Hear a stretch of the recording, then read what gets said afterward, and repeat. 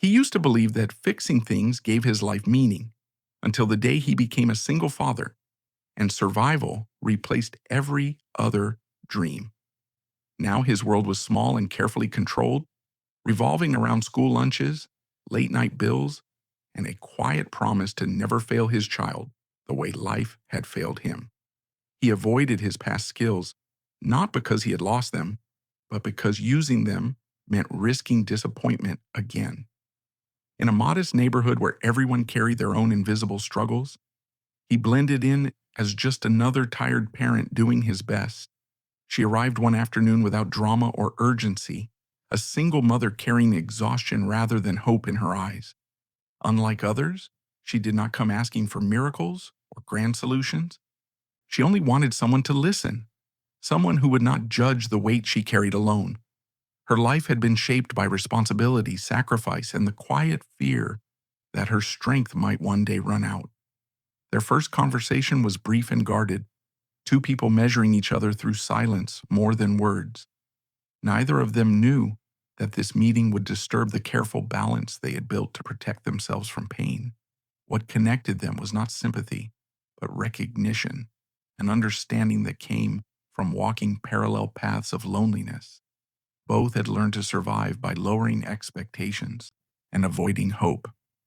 Yet beneath that shared restraint was something unresolved, something waiting to be tested. For him, it was the question of what kind of example he was setting for his child. For her, it was the quiet belief that giving up had never truly been an option. And in that ordinary moment, without either of them realizing it, the first step toward change was already being taken.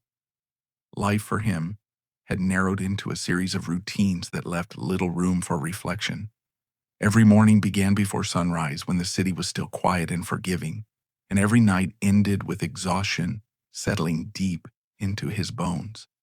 As a single father, his days were not measured by ambition or progress, but by what needed to be done to keep everything from falling apart. Breakfast prepared with one eye on the clock, school drop-offs filled with reminders spoken more to himself than to his child. Long hours of work followed by evenings spent checking homework, folding laundry, and pretending not to notice how heavy the silence felt once the lights were turned off. There had been a time when his hands built things instead of simply holding his life together. Years ago, he was known for his skill, his precision, and his ability to see solutions where others saw limitations. He had taken pride in that reputation, in the quiet confidence that came from knowing his work mattered. But that version of himself belonged to a different life, one that ended abruptly the day his family did. When his world collapsed, so did his belief that talent alone could protect what he loved. Responsibility replaced identity, and survival became the only goal that felt safe enough to pursue. Now he avoided anything that reminded him of who he used to be, not because he lacked the ability, but because remembering required feeling, and feeling carried risks he could no longer afford. His child depended on stability, not dreams, on predictability, not passion. So he chose a simpler path, one that paid the bills and kept expectations low. In doing so, he convinced himself that sacrifice was the same thing as love. The neighborhood where he lived reflected that same quiet endurance. Modest homes lined narrow streets, their paint faded by time rather than neglect. People nodded politely but rarely stopped to talk, each absorbed in their own version of survival. No one asked questions they didn't want answered, and no one offered help unless it was truly necessary. It was a place where lives ran parallel, close but rarely intersecting. For him, that anonymity was comforting. It allowed him to exist without explanation. That sense of routine was disrupted the afternoon she appeared. She did not arrive with urgency or visible distress. There was no dramatic entrance, no raised voice, no plea for immediate help. Instead, she stood quietly at the edge of his workspace, uncertain whether she belonged there at all. Her posture revealed exhaustion more clearly than words ever could. Not the kind that came from a bad night's sleep, but the deeper fatigue of someone who had been strong for far too long. She was a single mother as well, though he wouldn't learn that immediately. What he noticed first was how carefully she chose her words, as if every sentence had been rehearsed, to avoid inconvenience. When she finally spoke, her voice was steady but restrained, carrying the weight of someone used to handling disappointment without complaint. She explained her situation plainly, without exaggeration or emotional appeal. She wasn't asking for a miracle. She was asking whether he had time to listen. That request caught him off guard. Listening was not something people usually ask for. They wanted solutions, results, reassurance. They wanted certainty, but she didn't seem to expect any of that from him. There was no entitlement in her tone, no assumption that he owed her anything. Just a quiet hope that maybe for once, someone would hear her without immediately deciding what was possible and what wasn't. He hesitated, instinctively preparing to refuse, not because he didn't care, but because caring had consequences. Engaging meant responsibility. Responsibility meant expectations, and expectations led to failure more often than not. He had learned that lesson too well, so he gave her a careful, non-committal response. Something polite but distant, something designed to keep boundaries intact. She accepted it without protest. That was the first thing that unsettled him. Most people pushed when they were desperate. They argued, explained, justified. She did none of that. She simply nodded, thanked him for his time, and turned as if she had already prepared herself for rejection. The ease with which she accepted his answer suggested that disappointment was not new to her. It was familiar, anticipated, and quietly endured. Before leaving, she added one more sentence, almost as an afterthought. She said she understood if he didn't want to be involved. She had learned not to rely on promises, but if he changed his mind, she would be back at the same time tomorrow. Not because she believed things would suddenly improve, but because consistency was the only form of hope she trusted anymore. Then she left. For the rest of the day, her presence lingered in ways he hadn't expected. It wasn't what she had said, but what she hadn't. She never once mentioned her struggles as a burden to anyone else. She never framed herself as a victim, and she certainly never tried to manipulate his sympathy. There was dignity in the way she carried her exhaustion, and that unsettled him more than desperation ever could have. That evening, as he sat beside his child at the small kitchen table, helping with homework, he found himself distracted. His child spoke animatedly about school, about small triumphs and disappointments that felt monumental in a young life. He listened, nodded, smiled at the right moments, but his thoughts kept drifting back to the woman and the calm resignation in her eyes.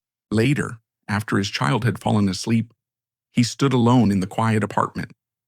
The walls felt closer than usual, the silence heavier. He moved through the familiar motions of cleaning up, preparing for the next day, doing everything he could to avoid thinking. But avoidance had limits, and that night, the past pressed closer than he could comfortably ignore. He thought about the skills he had buried, about the tools he had stored away, both literal and figurative, about the man his child believed him to be, strong, capable, reliable. He wondered when responsibility had quietly transformed into fear and whether he had mistaken the two. The next day she returned exactly as she said she would, same time, same quiet resolve. This time he noticed more details, the way she carried herself carefully, as if conserving energy, the way her attention occasionally drifted toward her phone, where messages likely waited unanswered. The faint tension in her expression, held in place by habit rather than anxiety. She did not look like someone expecting rescue. She looked like someone who had learned to survive without it. They spoke again, briefly at first, small exchanges, cautious and measured. But gradually the conversation deepened. She shared fragments of her life without embellishment, long days balanced between work and caregiving, the pressure of being everything for someone else while feeling invisible herself, the constant calculation of risk, cost, and consequence. He listened more than he spoke, recognizing pieces of his own life, reflected back at him in unexpected ways.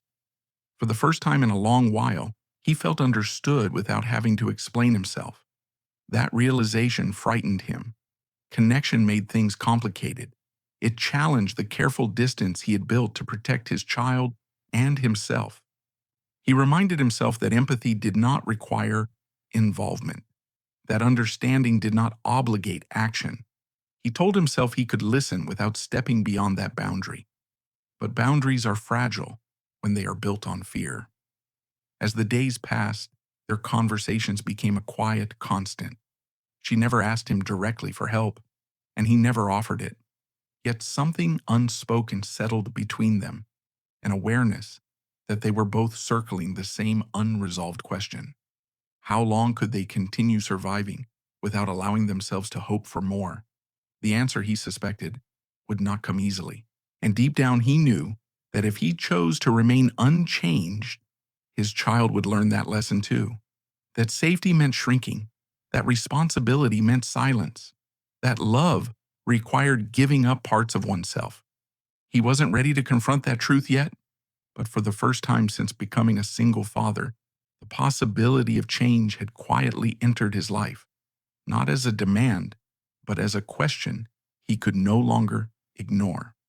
The conversations between them grew longer, though neither of them acknowledged the change aloud. It happened subtly, almost naturally, the way habits form when no one is paying attention. What began as short exchanges stretched into moments where time slipped by unnoticed. He found himself adjusting his schedule without thinking, staying a little later, leaving a little earlier, creating small pockets of space where their conversations could exist without interruption. She never pushed those moments into something more. She didn't linger unnecessarily or demand attention. If anything, she seemed just as cautious as he was, aware that closeness came with risks neither of them could afford to ignore. Yet there was a quiet honesty in the way she spoke, a lack of performance that made him lower his guard, despite himself. One evening, as the light outside faded and the days softened into quiet, she finally spoke about her child. She didn't begin with tragedy. She didn't dramatize the story or frame it as something extraordinary. She spoke plainly as if describing weather patterns or familiar routines. Her child had needs that required constant attention, appointments that could not be missed, limitations that shaped every decision she made. She had learned to plan her life in small, careful increments, never assuming stability would last longer than it needed to. As she talked, he recognized the familiar weight behind her words, the mental calculations, the constant vigilance, the quiet fear that lived just beneath the surface, waiting for the moment something went wrong. He had carried that same fear since the day he became responsible for another life. She admitted eventually that she had stopped asking for help long ago, not because she didn't need it, but because help often came with conditions, with pity, with expectations she couldn't fulfill. It was easier, she said, to carry everything herself than to risk disappointment again. Her voice didn't break when she said it. That steadiness unsettled him more than tears would have. He found himself responding without thinking, sharing fragments of his own story in return. He didn't go into detail at first, just enough to establish common ground. A child, a loss, a life reshaped by responsibility. But even those fragments felt heavier, spoken aloud, than they ever had in his thoughts. As the days passed, those fragments grew into fuller sentences. He spoke about the moment his life changed, though he avoided the rawest edges of it. He described the shock, the sudden narrowing of possibility, the way the future he had planned vanished overnight. He talked about how quickly the world expected him to adapt, to be strong, to move forward without acknowledging what had been lost. She listened without interrupting. That, more than anything, made it possible for him to continue. She didn't offer solutions or comparisons. She didn't minimize or dramatize his pain. She simply let it exist in the space between them, unchallenged and unjudged. It was a kind of listening he hadn't realized he had been missing. Slowly, almost reluctantly, he spoke about his past work. He didn't frame it as talent or pride. He spoke about it the way one might describe a former language, something once fluent, now rarely used. He admitted that he had loved the process more than the recognition, that understanding how things worked had given him a sense of control in a world that often felt unpredictable. When he finished, he expected her to respond with admiration or curiosity. Instead, she asked a simple question: "Why did you stop?" The answer should have been easy: responsibility, time, circumstance. But none of those explanations felt honest enough to satisfy him. He paused longer than he meant to, searching for a version of the truth that wouldn't feel like an accusation against himself. Eventually, he admitted that he had been afraid. Afraid of failing again. Afraid of believing in something that could be taken from him. Afraid that if he reached too far, he might lose the stability he had fought so hard to create for his child. He had convinced himself that minimizing risk was the same thing as being a good father. She didn't disagree.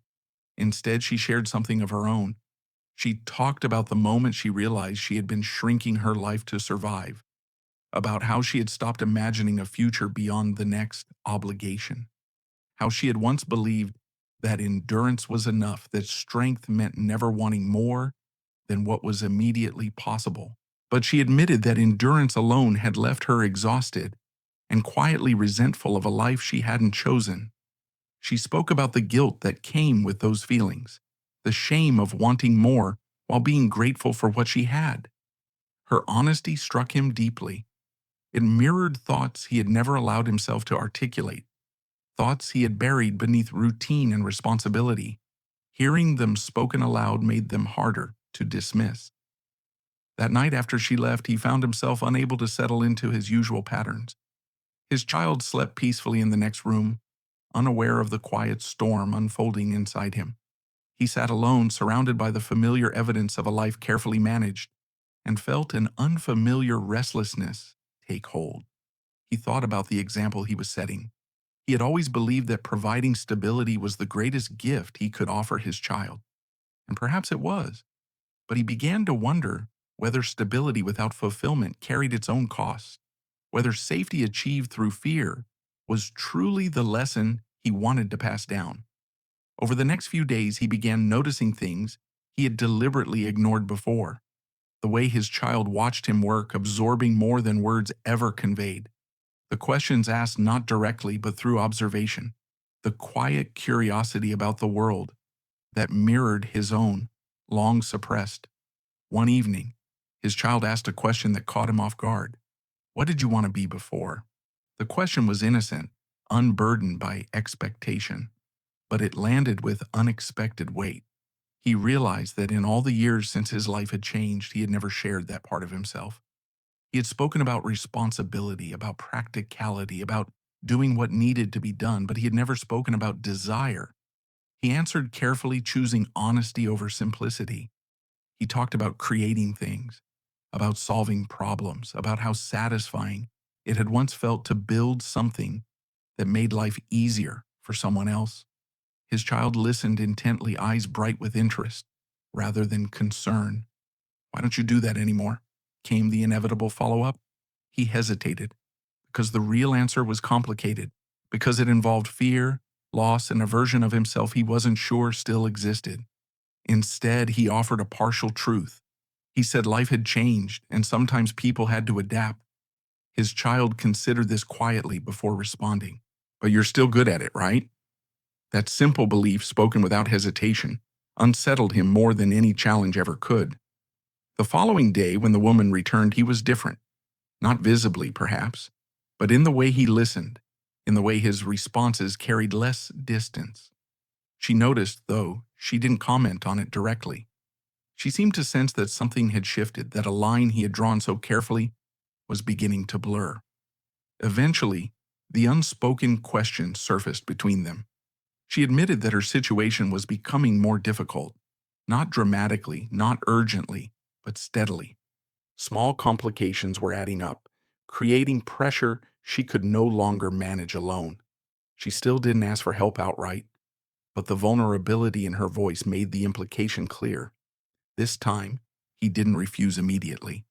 Instead, he asked questions, not promises, not commitments, just questions, practical ones, specific ones, questions that revealed his mind working in ways it hadn't in years.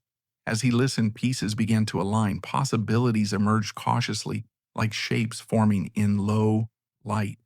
He surprised himself by acknowledging them out loud. I might be able to look at it, he said, choosing his words carefully. No guarantees, just to understand. She didn't react with relief or excitement. She nodded slowly, as if acknowledging a possibility rather than a solution. She thanked him without placing expectations on the outcome. That restraint made the decision feel real. That night, he opened the storage space he had avoided for years. He didn't approach it with ceremony or nostalgia. He simply opened the door and stood there, confronting the tools and materials that represented a part of himself he had buried. Dust coated familiar shapes. Memories surfaced uninvited. He didn't feel joy, he felt fear. But beneath it was something else, a quiet sense of recognition, a reminder that the skills he had abandoned had not abandoned him. They waited patiently, indifferent to his avoidance. The next morning, he approached the task carefully, deliberately. He didn't frame it as a return or a rebirth. He framed it as an experiment, an attempt, something contained enough to fail without consequence. Yet even as he told himself that, he knew the truth.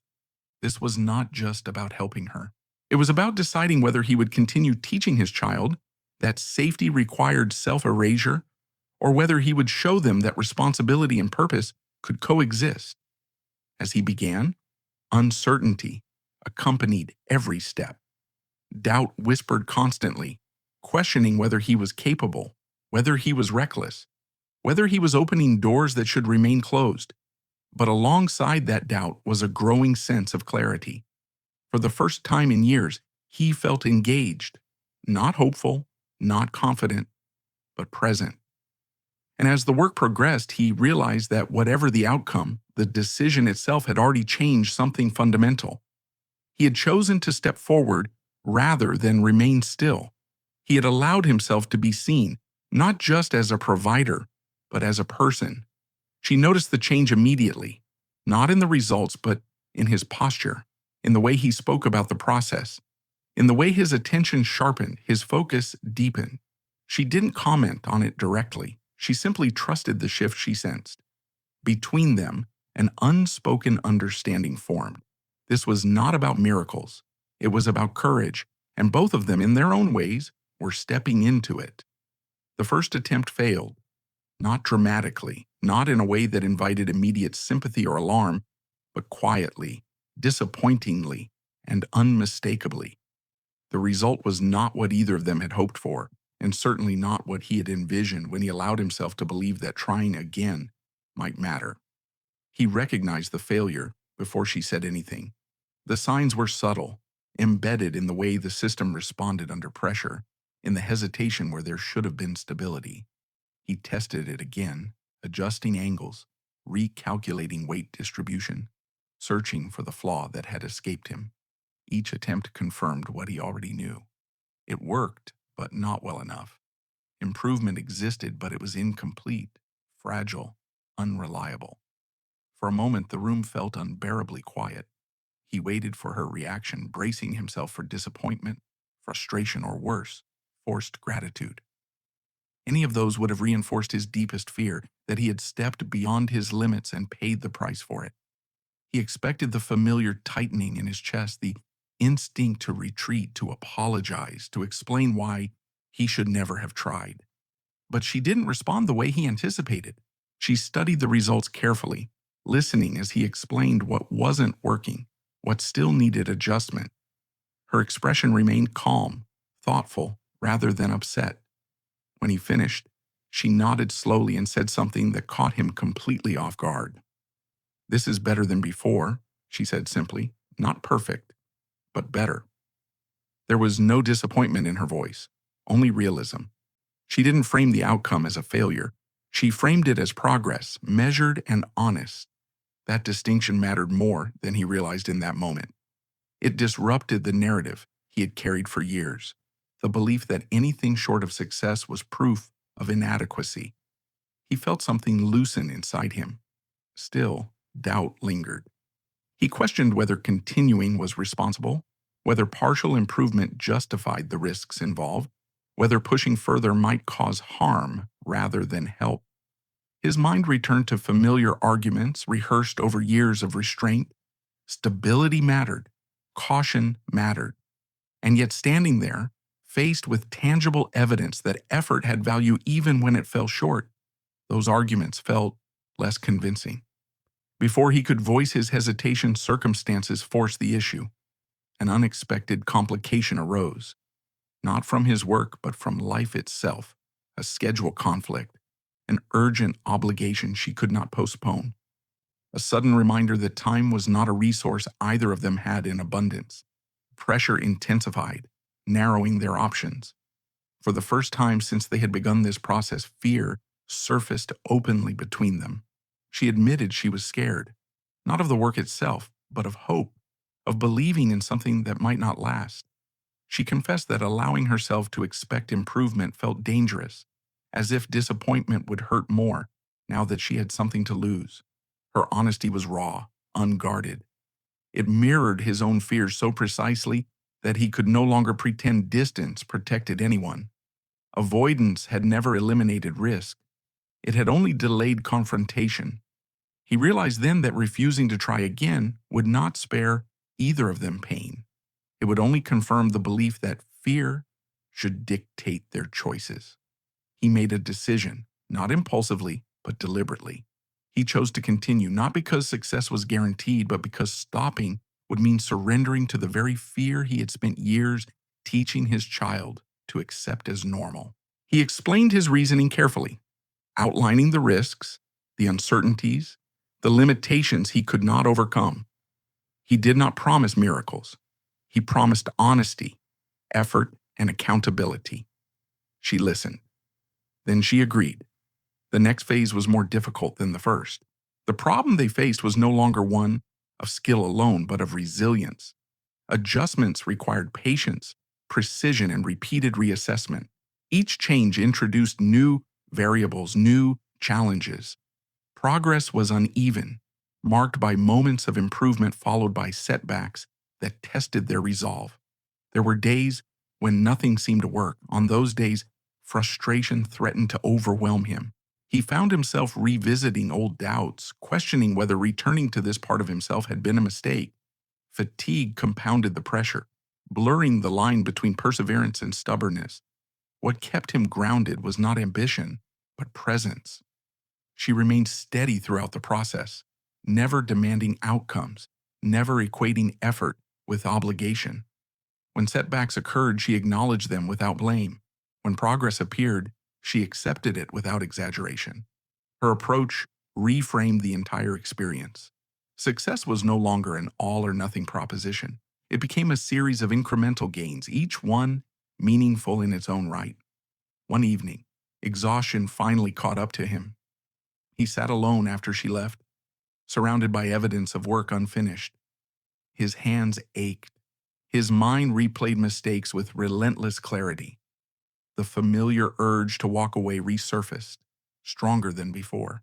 He thought about his child, about the responsibility waiting at home, about the comfort of retreating to routines that required less risk. Then his phone vibrated. A message from her. It wasn't an update or a question. It was a simple note of gratitude, not for results, but for effort. She thanked him for not giving up, for being honest, for allowing the process to take time. She ended the message by saying that regardless of the outcome, what they had already achieved mattered. He stared at the screen for a long time. That message reframed everything. For years, he had measured his worth by outcomes alone, by success or failure, by whether his efforts produced tangible, undeniable results. But here was someone recognizing value in the act of trying itself, in integrity rather than perfection. It changed how he approached the work the following day. He slowed down. Instead of forcing solutions, he listened to the materials, to the responses, to the subtle feedback he had once been so attuned to. He trusted his instincts without letting them rush him. He accepted uncertainty as part of the process rather than a sign of incompetence. Gradually, improvement stabilized, not dramatically, not suddenly, but noticeably. The system responded with greater consistency. Adjustments held under pressure. The fragility he had observed earlier diminished, replaced by reliability that felt earned rather than accidental. When the moment came to test the results fully, tension filled the space between them. Neither of them spoke. He guided the process carefully, monitoring each stage with practiced attention. She followed his instructions, moving cautiously, attuned to every sensation. For a brief moment, nothing happened.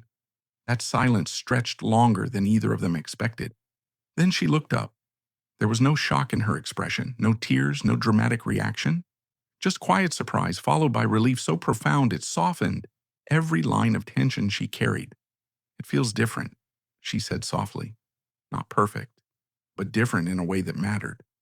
The improvement was clear, measurable, undeniable. It did not erase limitations, but it reduced them enough to change daily life. Tasks that had once required constant compensation now felt manageable. The burden she had carried alone eased, if only slightly. He exhaled, realizing he had been holding his breath.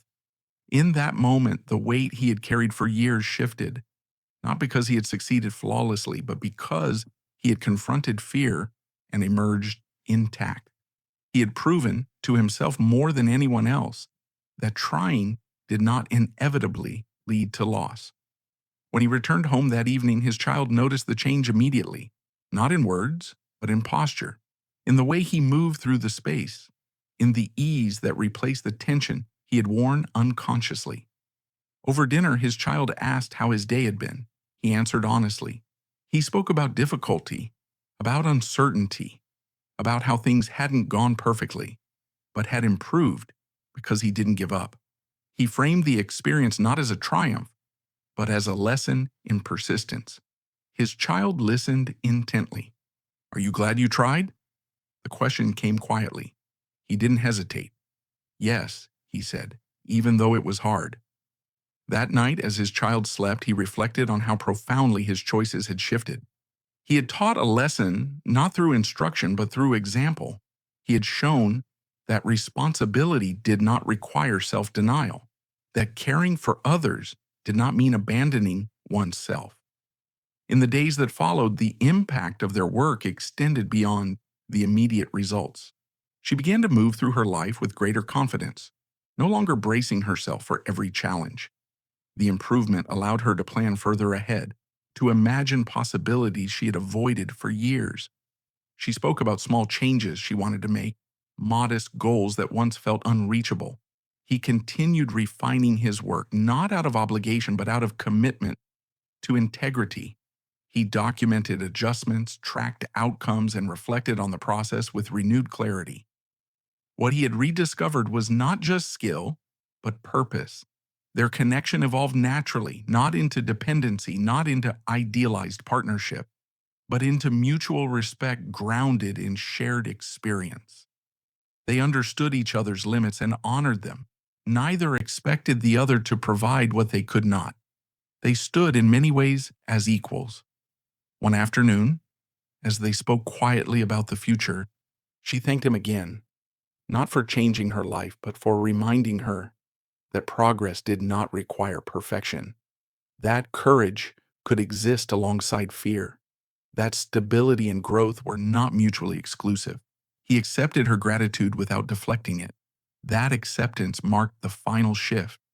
He no longer viewed his past self as someone he had lost. He recognized that version of himself as something he had paused, not erased. He understood now that growth was not about reclaiming what once was, but about integrating it into who he had become. As time passed, the impact of that realization spread. People noticed the quality of his work. They asked questions. They sought his insight. He remained selective, cautious not to overextend, mindful of his responsibilities as a father. But he no longer hid from opportunity out of fear. His life expanded carefully, deliberately. She continued forward as well, building a future grounded in realism rather than resignation. Her strength remained, but it was no longer defined solely by endurance. It was informed by choice. In the end, there was no single moment that could be labeled a miracle. There was no dramatic transformation that erased hardship or guaranteed happiness. What existed instead was something more sustainable, a shift in perspective, a redefinition of success, a shared understanding that meaningful change often arrives quietly, through persistence rather than spectacle. They did not save each other. They reminded each other how to keep going, and in doing so, they taught their children, through example rather than explanation, that courage does not require certainty, that love does not require self-sacrifice, and that even imperfect progress can change the direction of a life. In the end, there was no applause, no sudden transformation that erased every hardship they had faced. Life did not become easy, nor did it promise to remain kind, but something far more important had changed. They no longer moved forward out of fear, alone. A single father who once believed that love meant shrinking himself had learned that his child needed more than protection. He needed truth, courage, and the example of a parent who dared to try, even when success was uncertain. By choosing effort over avoidance, he showed that responsibility does not require surrendering one's purpose. A woman who had carried her life in silence discovered that strength was not measured only by endurance. It was also found in allowing herself to hope again, carefully and honestly, without demanding perfection. She did not wait for someone to save her. She chose to move forward, one realistic step at a time. Their journey did not produce a miracle that defied reality. It produced something better, progress that could last, confidence built slowly, possibilities reopened. The future became something to plan for instead of fear. Most importantly, their children were watching. They learned that courage does not mean having all the answers. It means moving forward despite not having them. They learned that love is not proven by sacrifice alone, but by showing up fully, even when it feels risky. And they learned that meaningful change rarely arrives loudly. It grows quietly through persistence, honesty, and the refusal to give up on oneself. In a world that often celebrates perfection, their story became a reminder that imperfect progress is still progress, that healing does not always look dramatic, and that sometimes the bravest thing a person can do is stop surviving and choose to live again. Because hope does not need certainty to exist. It only needs someone willing to take the next step.